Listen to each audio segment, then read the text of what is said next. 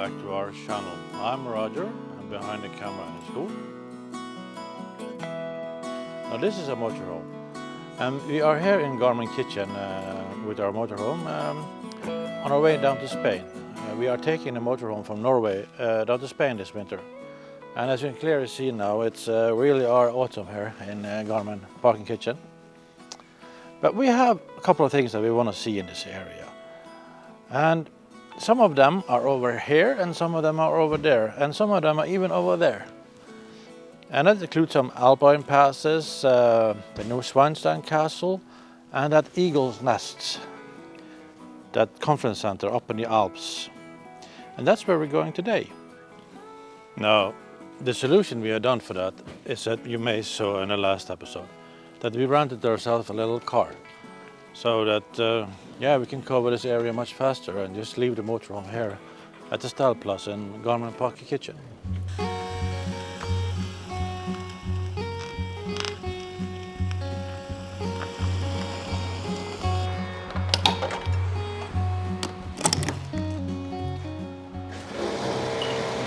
Well, now we have some fuel in the car. We have also put in our destination. It's Berchtesgaden and the Eagle's Nest. It's about 190-ish kilometers that way. This car has Android Auto and we're used to Google Maps to put in the destination, but the car also has its own navigation system. And we tried that yesterday, and to be honest, I think actually the ODS navigation system is better than Android Auto. But it's just so much easier to put it in the phone and start doing that thing with the wheel thing.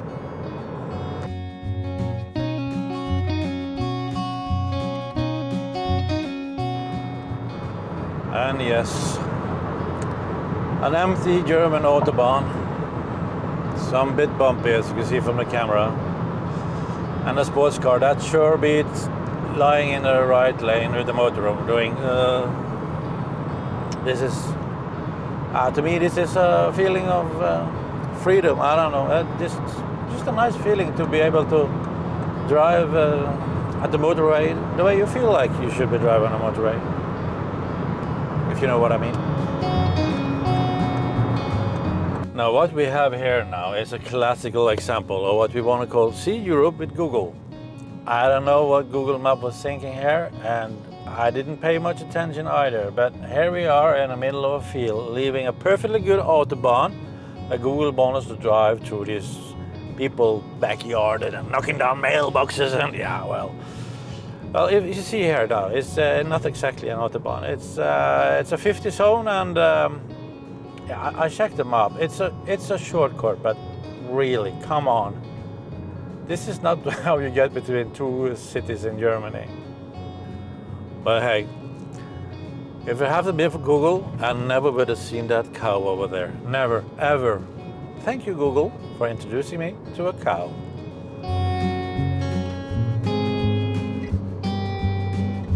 Now, as we are driving to yet a field here, I think we should maybe explain something so we don't get many comments down in the comments saying, oh, you should have done this, you should have done that. Yeah, so there are no direct road that goes from Garmisch-Partenkirchen over to Ober-Salzburg. You have to go up to München and down to Salzburg and back down again. So yeah, that is why we're driving sort of over the fields and through the farms and knocking down people's mailboxes. Yeah, I know. I seen Smokey and the Bandit as a young man or a kid. Small kid, actually. That movie really did something to me. Let me know in the comment if you like that movie too. Well, we're back on the autobahn now, and the sun is out, but still we have the roof on. That's because we're doing German autobahn speed, and it's only 8 degrees outside. But when we had a bathroom break, I had the roof down just to be able to soak in some sun. But I'm guessing the roof is coming down if the speed is coming down, you know. It's a lot of wind turbulence in this car when you're doing autobahn speed. The Mercedes we had last year, was it last year? Or was it this year? Last year. Last year. That one has sort of wind reflectors and stuff, so you can actually drive with the roof down in high speed without going. And if you want to see that video, I'll link it up here.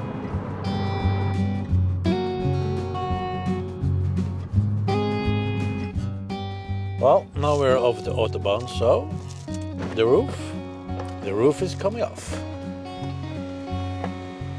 Let there be light and cold mountain air. Oh well, we are putting the heater on full. It sort of put the whole driving experience into a whole nother sort of mood. You become much closer to nature. No, that's not the smell of nature, that's something in the car. No, I'm kidding. You can smell the autumn air. It's beautiful.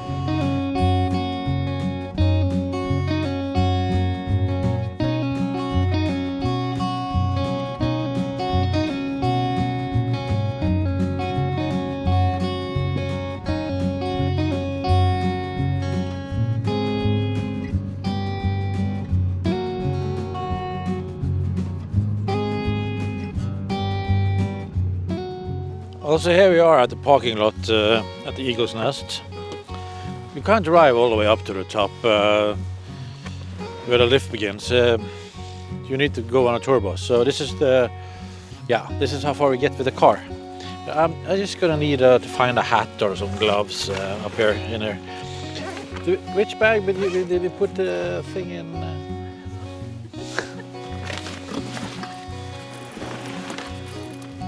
So many bags.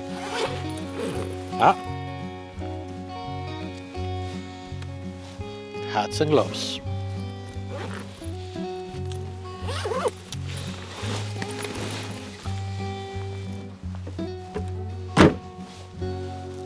All right. Let's go find a bus. We have pre-booked our tickets online. And our ticket says that we are on bus number 3, leaving 12:30, up to the Kehlsteinhaus. Well, here it says number 3 down in the asphalt, so I'm guessing we're in the right spot. This is very popular, obviously, because there are lots of people here. I didn't know that little place could room so many people. It looks so small online. Are you as surprised as I am, Go, that there are so many people here? Yeah, I didn't expect this. Well, it looks like bus number 2 suddenly become bus number 3. Well, what was the thing there, Go? They fill up the buses, basically. So, as long as they can fill 2 buses, they don't drive with 3. So this summer they actually replaced the old diesel buses with new electric buses. And as we are electric car drivers ourselves, we were curious, how much power does the buses regenerate on the way down the steep Kehlstein road? After all, the road is 6.5 kilometers long and climbs 800 meters up the mountain. So we asked the bus driver, who answered that they regenerate about 7% of the battery. And that would be equivalent to approximately 37 kilowatt hours. The Kehlstein road was built in parallel with the Kehlsteinhaus, and as you can see, it's a pretty narrow road. And that means that it is only room for 1 bus at a time, meaning that buses coming down needs to wait for the buses going up at this point of the road. The road consists of 5 tunnels and 1 hairpin turn. Tunnel construction proved to be more difficult than originally thought. It was discovered after the first explosion that they were not dealing with solid rock, but a massive rock with numerous air pockets. So it was necessary to use concrete to fill the hollows in order to form a solid body of rock so that the preliminary tunnel could be formed. When the tunnel was cleared, they used the excavated granite stone to line the tunnel walls, giving it a vaulted feel. They also used the granite to line the road so it would blend into the mountainside. As we ascend towards the top, the view from the road becomes more and more spectacular. And as we pass through the hairpin turn, we get a glimpse of the path leading from the valley to the mountain top. This path you can choose to use instead of taking the bus as we do. The buses stop at the plateau where the tunnel to the elevator begins. And if you look carefully at the iron gate at the beginning of this tunnel, you can see initials carved into it by the American soldiers that came after the war. So here we are at the entrance of the tunnel. Everybody wants to take a picture, of course. Can you remember how long the tunnel was? Don't, no. Sorry, no I don't. But I think we need to leave. Leave? In the tunnel.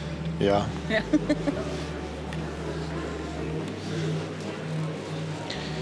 Yeah.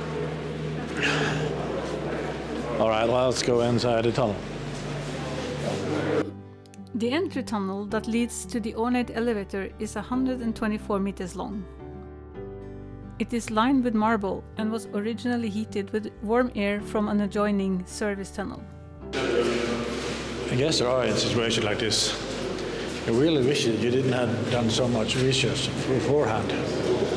Because you're coming up the end of the tunnel and thinking, oh, what will be next?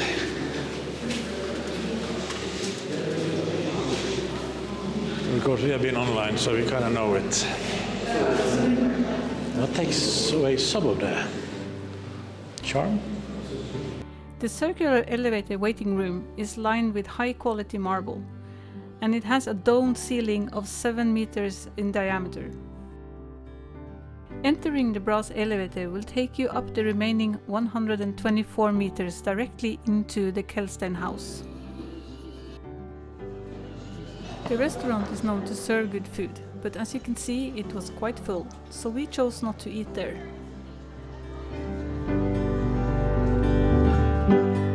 We also didn't film too much inside the house, as the other visitors seemed to find this intrusive. The idea for what has become popularly known as the tea house on the top of the Kehlstein mountain had been formulated by Martin Bormann in the spring of 1937. The cost of the project was about 30 million Reichsmark. This would be equivalent to about 247 million US dollars in 2022 value. It was officially opened by Adolf Hitler on his 50th birthday in 1939, although it was not a birthday gift. As many as 2,000 workers participated in the build. It was completed within 13 months, and during this time 12 of the workers died.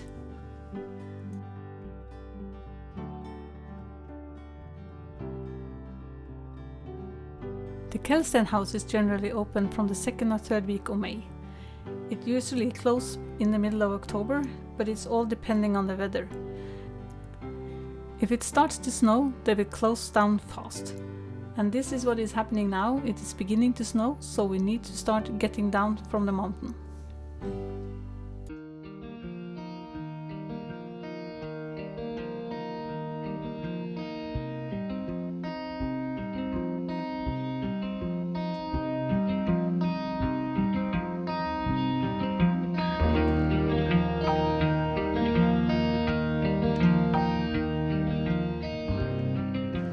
Well, so there you have it, folks. We made it down in time.